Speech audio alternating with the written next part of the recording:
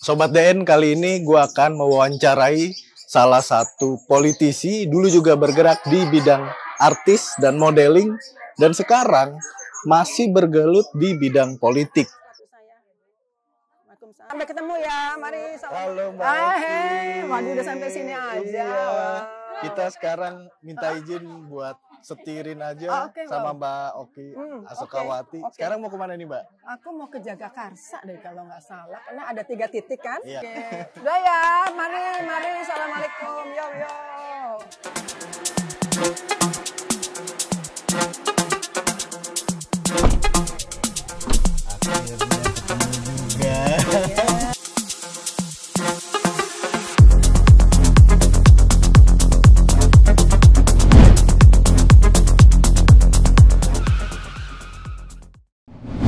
Kali ini kita akan bahas secara santai ya Mbak ya. Oke. Biar nggak kaku-kaku banget sambil di jalan. Keren dong. Iya. Nama programnya ini Setirin Aja. Jadi makasih banget nih Mbak. Jadi disetirin sama Hendrik. Betul. Sudah dikasih kesempatan buat nyetirin Mbak Oki. Oke, thank you Hendrik. Dapilku ini luas banget, Hen. Oh iya? Iya, jadi untuk di selatan itu ada 10 kecamatan, di pusat ada 8 kecamatan, sama luar negeri kan. Oh, pegang luar negeri juga ya? Luar negeri juga gitu. Jadi ya bayangin satu kecamatan berapa kelurahan, berapa RT, berapa RW. Timnya gitu. ada berapa orang Mbak? Sorry? Tim dari Tim Mbak aku, Oki? ya aku ada naik ke atas kita. Aku ada korkel, ada koordinator kelurahan, ada korcam, ada korwil gitu. Yang dulu aku tidak punya loh, Hen. Jadi zamannya aku dulu tuh ya. Sendirian berarti ya? Bukan sendirian, Hen. Tidak terorganisir dengan baik. Ada timku gitu, tapi ya udah misalnya nih ya ada satu orang. Ya udah dia nyari titik dia di mana aku bisa turun gitu kan. Ya udah dia aja yang gede. Enggak, aku enggak pakai konsultan. Sampai saat ini juga? Sampai saat ini. Mahal loh, Hen, konsultan, Hen. Iya kan. Konsultannya Allah aja lah. Itu kan lebih hebat itu. Bismillah ya. Bismillah kalau emang waktunya. Betul, Mbak. Terus Mbak, yang di sini ngurus apa aja Mbak? Jadi kalau di dapilku itu dengan yang 10 kecamatan, 8 kecamatan dan luar negeri, ya sekarang aku punya korwil. Di korwil ini dia membawahi beberapa kecamatan gitu kan. Yang itulah ya, aku merasa bersyukur sekali bahwa aku jadi sekarang lebih terstruktur. Kalau dulu kan bener-bener ya dia aja deh, dia titik sini, nggak ada komunikasi gitu kan. Dan juga mengenai apa target-target elektoral dari setiap kelurahan, itu kan dulu nggak ada, itu bener gelendeng aja kita gitu ya. Tapi ya rupanya memang kayaknya harusnya memang lebih terstruktur ya. Karena itu menjadi lebih sistematis segala sesuatunya dan kita bisa kontrol. Iya. Gitu. Kalau enggak berantakan nanti dari plannya, dari proyeksi kita ke depan seperti apa. Ya karena Hen, aku kan nggak pernah berorganisasi dari zaman mudaan tuh coba tuh. Iya, tapi luar biasa loh Mbak Oki sampai 10 tahun menjabat di alhamdulillah. Kursi DPR Komisi 9. Komisi 9, iya. Duh, ngomong tentang Komisi 9, stunting juga yang aku soroti saat itu. Oh iya, stunting gimana tuh Mbak stunting? Iya, jadi aku ingat banget deh. Aku tuh yang selalu ngomong tentang stunting waktu di 2009 itu kan. Sampai Mbak Ning, Ripka Ciptaning tuh waktu itu kan beliau kan ketua Komisi 9. Beliau sampai bilang, nah ini pasti Mbak Oki stunting lagi nih gitu. Ya itu emang saya angkat stunting gitu ya. Karena memang stunting di Indonesia nih lumayan. Masih cukup tinggi. Iya, masih cukup tinggi, masih di atas 20%. Target kita kan pemerintah targetnya 20%. Artinya kalau memang stuntingnya itu masih tinggi, artinya kan memang ada masalah dalam hal kesehatan keluarga dan kesehatan keluarga. Betul. Gitu kan. Dan juga dalam hal remaja itu sendiri. Karena berbicara mengenai stunting, kita nggak berbicara mengenai saat dia hamil aja. Tapi bagaimana organ reproduksinya ketika dia masih remaja. Gitu. Apakah itu memang dirawat dengan baik. Bagaimana juga dengan usia pernikahan. Jadi memang kompleks stunting ini. Dan lagi gizi untuk di Indonesia juga harus dioptimalkan juga ya Mbak ya. Karena kan stunting itu kan dari apa yang diasup yang dimakan oleh si balita tersebut sehingga nanti tumbuh dengan baik. Iya betul. Juga ketika hamil ibunya. Iya. Jadi sebetulnya itu dari masa pembuahan itu harusnya nggak cuman waktu dia udah keluar dari rahim ibu aja. Iya. Iya, makanya itu berkaitan dengan kesehatan reproduksi sang remaja gitu. Nah, jadi stunting itu ada hubungannya atau berkaitan dengan parenting nggak sih, Mbak, sebetulnya? Iya dong, pasti Makanya berbicara mengenai stunting ini harusnya memang lintas sektoral. Iya. Ya, nggak cuma Kemenkes aja, tapi juga ada BKKBN-nya gitu kan. Tapi juga ada Kementerian Sosialnya, tapi juga ada kaitannya dengan Kementerian Pendidikannya gitu. Dan seingat aku ya, sekarang ini untuk mengatasi masalah stunting, setiap kementerian tuh ada alokasi anggarannya gitu. Karena tadi kan ini kan saling berhubungan, berkaitan. Jadi ya setiap kementerian punya tugasnya masing-masing untuk menurunkan stunting ini. Ya, karena perlu dibenahi dari sisi yang tadinya banyak anak-anak yang, mohon maaf ya Mbak, kurang gizi, terus tidak terurus dengan baik. Itu memang ada kaitan dengan edukasi juga sih, Betul. Kalau misalnya aku turun ya, aku selalu aku berupaya lah. Aku tidak hanya sekedar berbicara mengenai pencalekan atau pencoblosan gitu, tapi sebelumnya biasanya aku awali dengan ilmu. Ilmu dalam arti kata, mau ilmu tentang pola asuh, mau ilmu tentang nilai-nilai hidup, betul, mau ilmu tentang hidup bersosialisasi, itu selalu aku berikan. Mungkin kurang lebih 10 menit pertama lah aku bicara tentang itu. Kenapa aku bicara tentang itu? Karena ya ini dari dulu 2009 itu memang aku sudah melakukan seperti itu.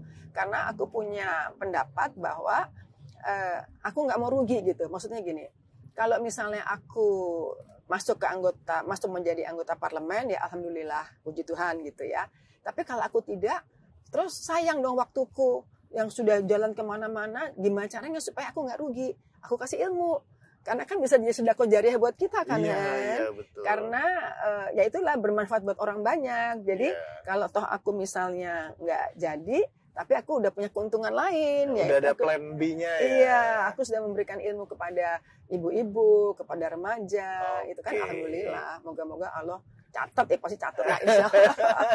Insya Allah pasti dicatat. Iya, amal kebaikan ya Mbak ya. Nah, untuk yang kesehatan sudah. Terus yang kedua, selain kesehatan dari Komisi 9 apa dulu Mbak? Tenaga kerja. Ada tenaga kerja, ada BKKBN juga. Iya, gitu. karena kan setiap apalagi pemilu ya, yang digembor-gemborkan pasti akan dibuat 1000 lapangan pekerjaan. Bagaimana tuh Mbak menurut Mbak Oki? Iya ya, waktu itu juga Jokowi kan janji ya, mau 10.000 pekerja atau yang akan diberikan gitu ya. Itu juga aku soroti juga tuh, aku tanyakan juga waktu itu kepada Menteri Tenaga Kerjanya Pak Hanif Dakiri. Hanif Dakiri. Nah, Hanif Dakiri itu aku tanyakan juga gitu. Jadi ya memang untuk bisa menciptakan lapangan pekerjaan itu investasi mesti bagus. Lalu lapangan pekerjaan tidak terpusat hanya di Jakarta gitu kan. Tapi ya tadi yang Pak Anies mau memberdayakan kota-kota gitu kan, menurut aku itu bagus banget gitu ya. Bagus banget dalam arti kata, artinya kan orang nggak ke Jakarta semua gitu loh. Jadi itu menurut aku bagus banget. Dan juga yang menariknya kemarin tuh aku diajak untuk ikut rembuk pendidikan yang dibuat oleh organisasi semua murid, semua guru gitu ya. Nah, bagusnya kenapa? Karena di situ aku jadi paham, aku juga mempersiapkan diri, dan ternyata tingkat pengangguran, kalau kita ngomong tenaga kerja, tingkat pengangguran kita itu yang lebih banyak itu justru yang lulusan SMK. Iya. Padahal SMK itu kan tadinya kan niatannya pemerintah lulus langsung kerja.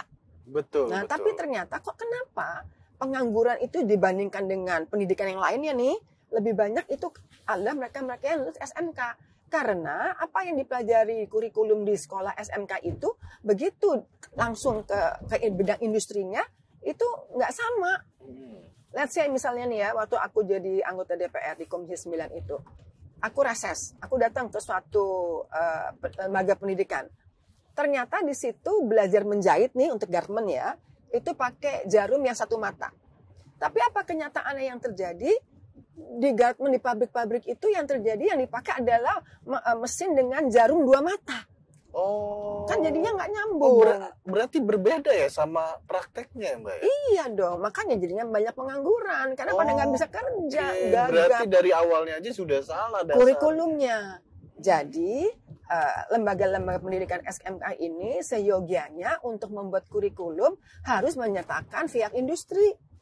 Sebetulnya itu sudah dilakukan sekarang oleh Kementerian Pendidikan dengan melakukan apa yang disebut panjang tuh singkatannya. Kayaknya negara kita senang singkatan deh. Tapi intinya adalah SMK unggulan gitu ya. Jadi SMK yang bagus, pihak industri disertakan untuk membuat kurikulum.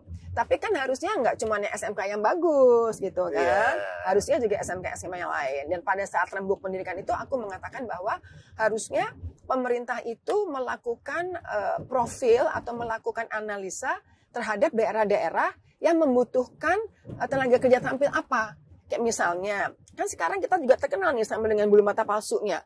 Pembuatan bulu mata palsu. Nah, harusnya kan dipotret sehingga yang diperlukan adalah mereka yang terampil bikin bulu mata palsu. Sehingga SMK-nya nanti disesuaikan dengan kebutuhan pabrik yang ada di daerah itu. Jadi bisa ada pengurangan. Kemitraan, jadi ada kemitraan. Iya. Pengangguran juga berkurang. Betul, betul. Nah, yang baru kemarin ini, Mbak, Pak Jokowi ya. Ternyata lulusan S2 sama S3 kita sedikit. Nggak sebanding nih. Sehingga ada perlakuan yang harus diutamakan lah. Misalkan beasiswa ke luar negeri ataupun beasiswa di Indonesia, entah seperti apa lah. Tanggapan Mbak Oki seperti apa, Pak? Iya, beasiswa di luar negeri bagus ya, karena kita tidak bisa. Sekarang kan semua penduduk global lah, udahlah globalisasi. S2 S3 kita itu sedikit. Aku nggak tahu datanya ya, tapi kalau memang BPS mempunyai datanya dan ternyata sedikit, artinya memang itu perlu dipacu untuk lebih banyak begitu ya. Dalam arti kata artinya BRIN, ada kan badan research itu. Betul, BRIN. BRIN itu kan pasti memerlukan pemikir, memerlukan researcher gitu. Which is itu menurut aku sebuah negara harus kuat gitu. BRIN-nya itu. Karenanya tadi yang Hendy bilang, gimana kalau kita ngirim ke luar negeri atau ada beasiswa, itu oke banget. Dan kalau kita mau lihat sekarang mereka yang belajar ke luar negeri, artinya kan kita berbicara tentang diaspora, Hen. Iya, betul. Nah, diaspora itu tambah menarik nih kayaknya. Iya, karena itu dapil aku. Iya. Jadi menurut aku gini, sekarang diaspora kita yang di luar negeri itu aku lupa ingat ya datanya ya, tapi kalau nggak salah itu ada 4 juta gitu ya. 2 jutanya itu adalah buruh migran. Buruh migran, pekerja migran sekarang istilahnya gitu ya.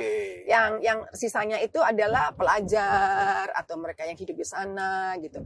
Kalau untuk pekerja migran ini kan negara udah punya tuh BNP 2 TKI dulu zaman aku. Namanya kan BNP 2 TKI zamanku.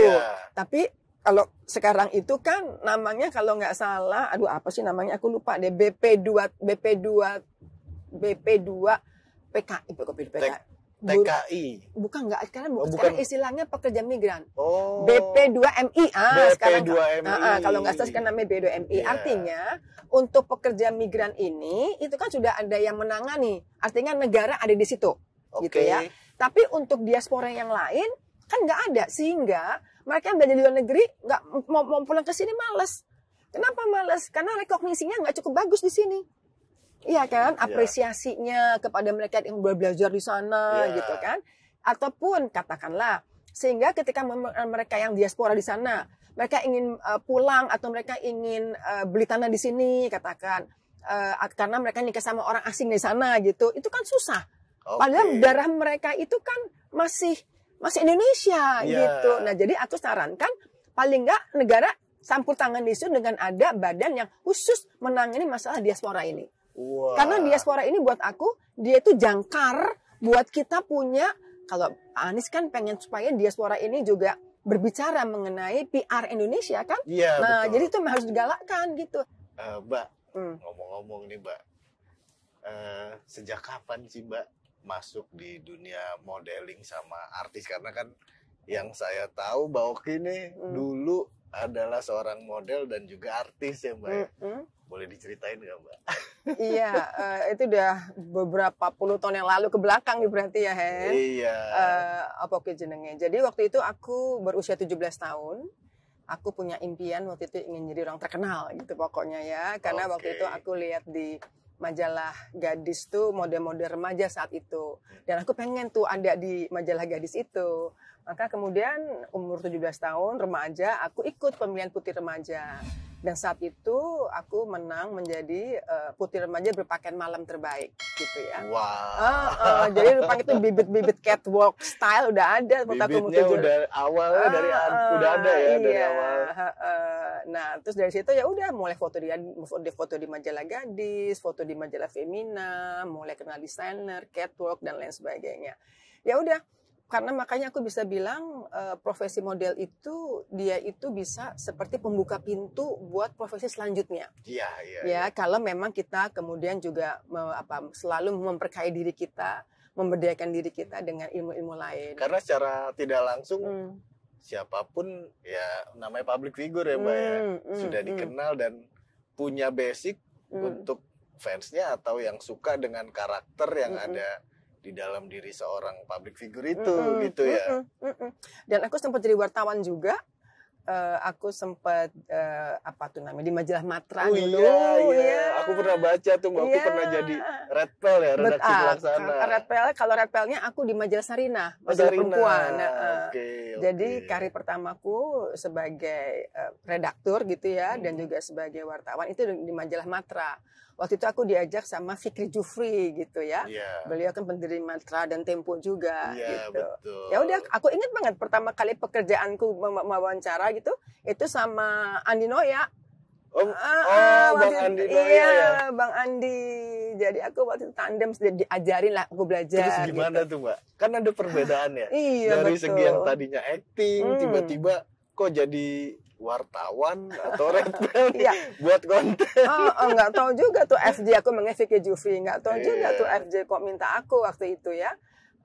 Tapi ya aku memang orangnya seneng belajar sih ya, dan aku memang ingin berkembang terus lah, ingin tahu lebih banyak gitu. Ya udah ngikut Bang Andi aja, melihat beliau cara wawancara. Pak Sis Wonoyudo Husodo itu juga pernah aku wawancarai. Kemudian Pak Tandre Abeng dulu itu juga pernah aku wawancarai. Nah dari situ majalah perempuan, majalah Sarinah minta aku jadi Red Pel.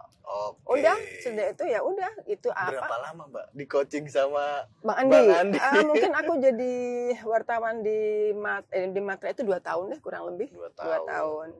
Seru sih. Nah, masuk di dunia politik nih mulai tahun 2009 ya. Nah 2009 itu gimana sih Mbak awal mula dari model, artis, terus tiba-tiba banting setir lagi nih ke politik yang membuat intuisi dari Mbak Oki sendiri, saya mulai deh dunia politik. Apa sih Mbak? Iya, ya tadi aku bilang, aku emang orangnya senang belajar, aku senang untuk mempelajari hal-hal yang baru. Motivasinya berarti ada keingintahuan. Iya, gitu itu aja, ingin tahu dan ingin mengukur diri juga sih ya, sebetulnya ya. Sampai mana gitu ya. Iya. Dan aku ingat banget waktu aku mengiyakan hal itu pun juga nggak langsung aku tanya dulu ke beberapa orang gitu ya. Kalau aku masuk dunia politik gimana ya? Ada yang bilang, alah ngapain sih tuh, nggak cocok lah perempuan di situ. Aduh nanti kamu cuma jadi vote getter aja. Ngapain juga, itu kan dunia yang penuh dengan segala manipulasi gitu kan. Tapi ada juga, aku ingat banget tuh dosenku tuh Mas Iksan waktu itu ya. Beliau bilang psikologi waktu itu kan, aku pas lagi belajar S2 juga waktu itu kan. Beliau bilang nggak apa-apa, oke, coba aja kamu ikut gitu kan. Terus dan aku juga ingat apa yang ayahku katakan bahwa kalau bisa tuh hidup kamu bermanfaat buat lebih banyak orang gitu. Dan ketika itu partaiku, Pak Ketum partaiku saat itu mengatakan bahwa kalau Mbak Oki seminar itu kan yang berdampak itu kan hanya mereka yang hadir di seminar itu gitu ya. Tapi kalau misalnya Mbak Oki jadi anggota DPR, membuat undang-undang, itu berdampak buat lebih banyak orang gitu. Oke, nah menarik nih Mbak. Dulu kan yang join di partai P3 ya. Yes. Itu gasak-gusuknya seperti apa Mbak? Sehingga pada saat masuk, keren juga nih Mbak Oki langsung masuk komisi 9. Nah itu seperti apa perjalanannya sehingga Mbak Oki komisi 9. Dan apa aja sih Mbak yang pernah Mbak Oki lakukan di dalamnya? Iya, jadi kenapa kok aku sampai diajak waktu itu sama partai itu? Karena memang waktu itu undang-undang pemilu kan mengharuskan setiap partai ada 30% kan caleg perempuannya. Jadi aku kejaring lah gitu ya. Dan sebetulnya yang minta aku saat itu ada 3 partai. Ada Golkar juga, sama ada partainya Pak PKPI ya, siapa sih itu? PKPI. Pak Sutioso ya. Tapi karena P3 minta pertama, ya sudah aku jadi sama P3. Udah aku masuk, terus ditanya kan mau di komisi mana gitu. Aku pilih kalau nggak 9 atau 10 gitu, which is untuk kesehatan, kan aku latarnya psikologi. Jadi ada kesehatan mental di situ, sama pendidikan. Karena aku kan sempat punya modeling school gitu. Jadi aku juga mempunyai minat terhadap dunia pendidikan. Ya udah sama partai, terus aku ditaruh di komisi 9. Aku tuh bersyukur banget ya sama Allah diberi kesempatan saat itu bisa 2 periode di Komisi 9 dua-duanya. Jadi buat aku saat itu tuh isu kesehatan di Republik ini aku cukup paham lah gitu ya. Aku juga rajin bikin press release, aku juga cukup banyak diundang sama media elektronik untuk bicara tentang kesehatan.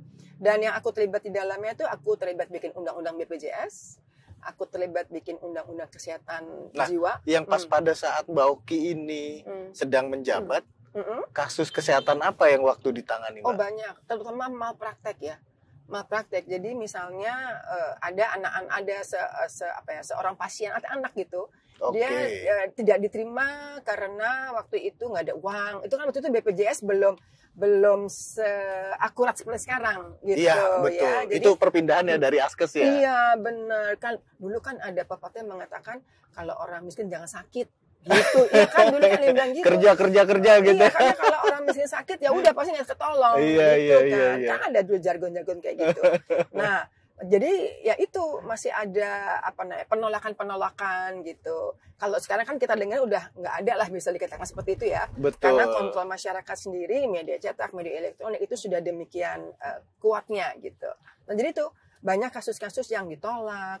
Kemudian operasi juga harus bayar dulu baru mau dilakukan operasi. Lalu selanjutnya gitu. Apa yang dilakukan Mbak Oki sehingga ini inovasi yang dari Mbak Oki sendiri nih pada saat di Komisi 9. Iya, aku punya tim seshen. Jadi tim sesku itulah yang menerima keluhan-keluhan masyarakat. Misalnya nih, aku kan tinggalnya di Kemang ya. Terus aku punya tim ses yang tinggalnya di Bangka, di Mampang gitu. Di situ kan ada rumah sakit tuh. Nah ada warga Bangka gitu yang ke rumah sakit nggak diterima gitu. Terus tim sesku ini bilang saya tim sesnya Bu Oki gitu, anggota DPR Komisi 9 diterima. Gitu. Artinya memang keberadaan kita sebagai anggota dewan itu memang harus bermanfaat buat masyarakat. Kalau tadi Hendy tanya gimana caranya, yaitu dengan kita punya tim-tim di lapangan atau di dapil kita. Karena kan kita nggak bisa setiap saat 24 jam bersama mereka gitu kan. Betul. Jadi kita punya. Dan nggak mungkin juga kita nggak tidur ya seharian ya. Perlu istirahat juga. Tapi seneng loh Hen. Maksudnya ya itulah yang kata almarhum ayah saya, bisa bermanfaat buat lebih banyak orang. Betul, gitu kan. Mbak, betul. Alhamdulillah. Nah, dari pada saat Mbak Oki dari model, artis, lalu masuk ke dunia politik kan tiba-tiba langsung istilahnya moncer lah ya karirnya Mbak. Nah, yang di dalam partai sendiri yang sudah lama nih Mbak, ibaratkan senior lah buat kita. Bagi mereka itu tanggapannya seperti apa sih ke Mbak Oki? Ya aku nggak tahu. Aku nggak tahu gimana mereka gitu ya. Tapi pada dasarnya setiap orang itu kan ingin diapresiasi. Betul. Gitu ya. Apa yang sudah kita lakukan untuk partai gitu. Jadi ya aku berharap sih di semua partai lah. Mau junior, mau senior, mungkin yang perlu dilihat adalah bagaimana kontribusinya terhadap partai gitu. Kontribusi kan bisa banyak hal gitu ya. Dan kalau berbicara mengenai anggota parlemen, kan parli itu nanti berbicara gitu. Artinya memang mereka-mereka yang bisa menyuarakan rakyat, mereka-mereka yang bisa bersuara di segala macam arena gitu, area gitu. Menurut aku ya itu memang harus diapresiasi juga. Gitu. Karena kan Mbak Oki lama juga 2 periode loh, Mbak. 2009 sampai 2019. Betul. Nah, lalu saat ini Mbak Oki tergabung dalam Partai Nasdem nih. Wow, keren. Yang pertama Iya, musuh iya. Anies. Yes.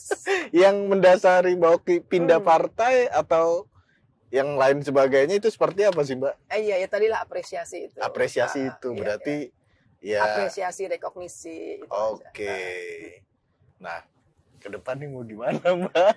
Aku Iya. ya sekarang fokus dulu di pencalekan, aku fokus di Oke. dapil, dan ya aku udah cukup lama juga di dapilku ini, dalam arti kata bukan baru kemarin begitu kampanye formal dibuka baru turun, enggak, aku sudah jauh hari aku sudah udah ada treatment ya. Iya, sudah melakukan treatment kepada mereka. Dan yang aku bersyukur,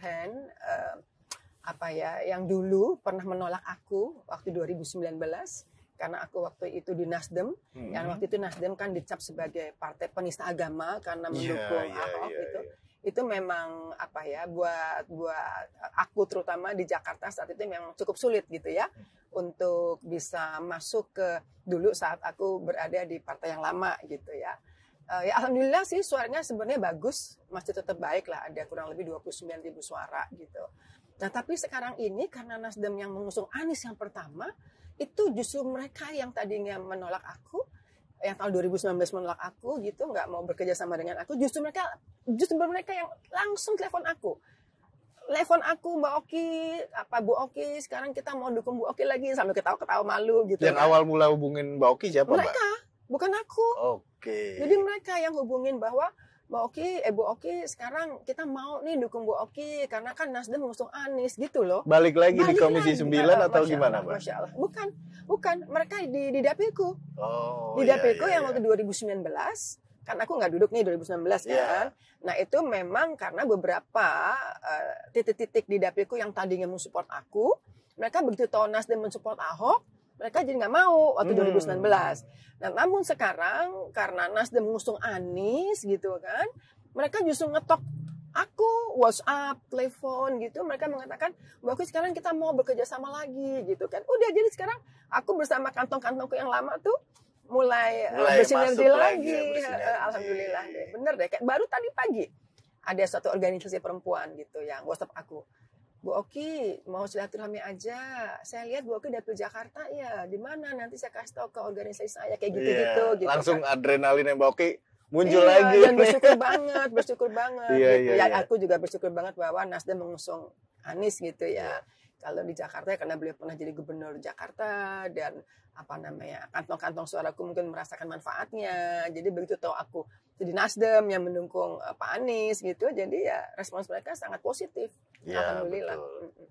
Nah, cita-cita seorang Mbak Oki nih, wanita kuat termasuk yang sudah bertahun-tahun itu apa sih, Mbak? Iya. Jadi kalau dikatakan menjadi anggota parlemen itu memang nggak bisa, menurut aku ya, nggak bisa kerja hanya satu periode karena kan isu yang ada di Republik ini kan terus berkesinambungan gitu.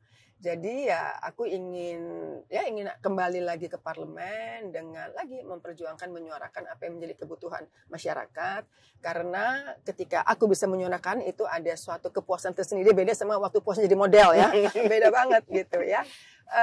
Dan ketika kita melakukan monitoring, evaluasi terhadap kinerja pemerintah, itu buat aku seru banget gitu. Karena memang fungsi kontrol kan harus kuat ya. Iya, karena betul. kalau fungsi kontrol tidak kuat, maka nanti arah perkembangan atau arah pembangunan bangsa kan kemana-mana jadinya gitu ya. Jadi menurut aku ya kontrol itu ketika melakukan kinerja reses ataupun ketika melakukan raker RDP dengan pemerintah, buat aku itu pengasahan akal sama pengasahan hati gitu. Karena menurut aku ketika di suatu rapat atau raker atau RDP kita tidak memahami isunya, kita cuma membaca aja apa yang dibuat oleh tenaga ahli gitu ya. Orang bisa tahu dia cuma baca aja, dia nggak di situ hatinya. Textbook gitu. ya berarti. Gitu. Nah, kalau menurut Mbak Oki nih, ke depan Mbak Oki tertarik lagi di dunia kesehatan seperti yang dulu atau ada yang lain, Mbak? Buat aku kalau misalnya ditaruh lagi oleh partai di kesehatan, ya aku bersyukur. Tapi kalau toh di komisi lain, buat aku nggak apa-apa juga gitu. Karena gini Hen, anggota DPR itu kan nggak tahu semuanya.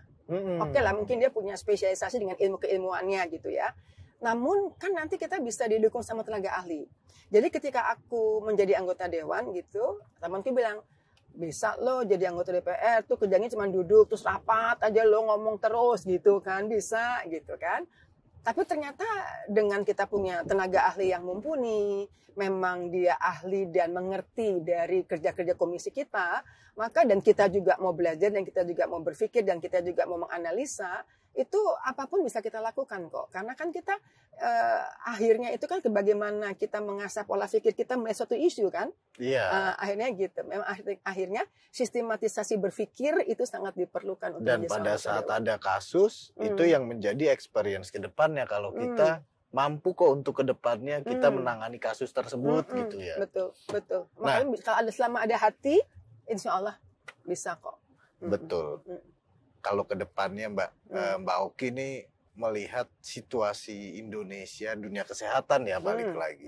Itu seperti apa Mbak? Dan yang mau Mbak Oki tiru itu dari negara mana yang bagus? Iya. Kalau aku lihat sekarang dengan Pak Jokowi mengangkat Pak Budi sebagai Menteri Kesehatan, itu suatu terobosan yang luar biasa menurut aku. Karena kan selama ini Menteri Kesehatan selalu dokter, gitu ya. Tapi rupanya Pak Jokowi melihat bahwa sebagai menteri itu tidak harus semata-mata ilmu kedokteran dalam hal Menteri Kesehatan, tapi bagaimana kemudian memanage, memimpin gitu ya. Dan kalau aku amati Pak Budi bagus ya dalam beliau memimpin sebagai Menteri Kesehatan gitu. Bagaimana kemudian beliau juga saat itu bisa mengatasi COVID yang sudah demikian menjadi suatu istilahnya tuh Hen, kalau udah jadi masif begitu. Menurut aku Pak Budi itu bagus gitu. Dan kalau mau ditiru negara mana dikaitkan dengan kesehatan, aku rasa ya negara-negara Skandinavia ya. Karena di negara Skandinavia sendiri keterlibatan perempuan di parlemen itu besar sekali, udah lebih dari 22%, udah lebih dari 20%. Iya, gitu. betul, besar. Makanya iya, artinya ketika sebuah negara itu memperhatikan pemberdayaan dan kesejahteraan perempuan, maka menurut aku sangat yakin indeks kesehatan di negara itu juga pasti bagus. Gitu. Oke. Menarik banget nih Mbak. Kita sambil macet-macet nih. Berapa menit lagi? Oh, 22 menit lagi nih nyampe insya Allah. Iya, jadi ini dapilku ini aku biasanya dalam sehari turun ke beberapa titik gitu kan. Ya karena kan udah mau sampai garis finish ya. Kita beberapa hari lagi gitu. Nah, Mbak Oki kan punya sekolah modeling ya. Sama dulu itu sebagai kalau dilihat dari aktivitasnya, bagaimana sih Mbak cara memilah-milah waktu supaya Mbak Oki itu tetap menjaga kesehatan, pola hidup, karena kan aktivitas yang luar biasa banyak ya. Iya, kalau menurut aku sih semua bermula dari hati ya. Kayak tadi aku katakan ke Henry juga, apapun yang kita lakukan bermula dari hati, karena kalau hati kita di situ, mungkin kelelahan fisik itu bisa tidak terlalu kita rasakan sebagai suatu beban gitu ya. Dengan kegiatanku ini, kalau memang aku merasa ini adalah aku ingin bermanfaat buat orang banyak, maka rasa capek itu tidak terlalu mendera gitu. Kayak nanti nih Hen, aku jam 7 malam terbang ke Batam. Jadi setelah ini aku di beberapa titik, aku langsung ke airport dan langsung terbang. Ada acara apa Mbak? Jadi ada sahabatku, dia buat acara di Batam pembukaan hotelnya. Karena dia sahabatku banget gitu, ya udahlah aku terbang nginep semalam aja. Besok Jumat pulang gitu. Jadi acaranya tuh hari Kamis jam 2 sampai jam 5. Jam 7 aku balik ke Jakarta karena Jumatnya aku turun lagi gitu. Jadi kalau tadi Hendy nanya gimana memanagenya, ya selama hati kita itu happy menjalaninya dan waktu kan bisa kita atur lah misalnya gitu kan ya. Jadi ya bisalah dimanage dengan baik gitu. Insya Allah. Nah itu yang dengan rutinitas yang banyak Mbak Oki bisa memanage, dan ketika satunya dunia modeling, artis, satunya dunia politik nih, ini kan. Iya, jadi pernah aku ditanya kan, gimana antara fashion dengan politik gitu. Terus aku bilang, Kalau gitu aku memilih politician yang fashionable deh. Oke. Politisi yang fashionable. Selain jadi politisi juga secara gestur juga diperhatiin ya Mbak ya, fashionnya. Iya. Karena ya kalau aku perhatiin ya Hen ya, orang yang atau pribadi-pribadi yang memiliki karakter yang kuat, pasti dia sangat memperhatikan fashionnya dia. Kayaknya Bung Karno lihat. Iya. Bung Karno kan kalau berpakaian kan neces banget gitu kan, dengan tongkatnya, Menggambarkan jati diri ya Mbak ya. Apa? Menggambarkan jati diri ya. Iya, itu kayaknya otomatis deh ya. Iya, Orang iya, kalau iya. memang punya karakter yang kuat, dia pasti akan memperhatikan penampilannya. Kayak misalnya dulu kita lihat almarhum Gaddafi. Itu kan juga kayak apa dia penampilannya kan dengan jubahnya itu gitu. Jadi ya Coco Chanel udahlah kita udah tahu, atau Bu Menlu kita. Nah aku tuh kadang-kadang kalau ngeliat beliau di TV, aku tuh suka texting beliau gitu, Bu keren deh brosnya pakai bunga gede gitu ya, terus dia terima kasih gitu kan. Jadi ya fashion itu lama-lama memang bisa menunjukkan karakter sih akhirnya ya kalau aku lihat. Iya, betul Mbak, karena kan jati diri kita, karakter itu dibentuk dari fashion lagi-lagi ya. Iya. Dan style terutama. Kalau fashion dia bisa fading away, dia bisa hilang. Kayak misalnya sekarang fashionnya adalah bling-bling gitu. Tapi mungkin nanti 6 bulan lagi udah hilang tuh bling-bling. R&B tiba-tiba. Ya, tapi yang menetap di seseorang itu stylenya. Stylenya dia, apakah dia elegan gitu ya. Jadi tidak mengikuti orang ya. Oh iya, nah tapi ini menarik kalau kita ngomong fashion sedikit ya. Sebelum seseorang itu menemukan gayanya, itu pasti dia akan meniru dulu. Dia mungkin meniru abis, tapi entah lama-lama dari dia niru-niru itu lama-lama dia akan menemukan stylenya sendiri. Gitu. Oke Mbak Oki, menarik sekali nih cerita hari ini. Makasih banget Mbak Oki sudah dikasih kesempatan untuk aku juga terima kasih Henry beserta tim Diskursus.net ini mau ngikutin aku. Gitu. Mudah-mudahan nanti tambah sukses ke depannya Mbak. Amin, insya Allah. Amin. Sampai jumpa. Mudah-mudahan kita ketemu lagi. Iya. Dan buat sahabat DN, jangan lupa like, komen, dan subscribe.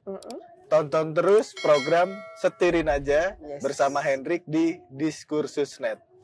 Sampai jumpa.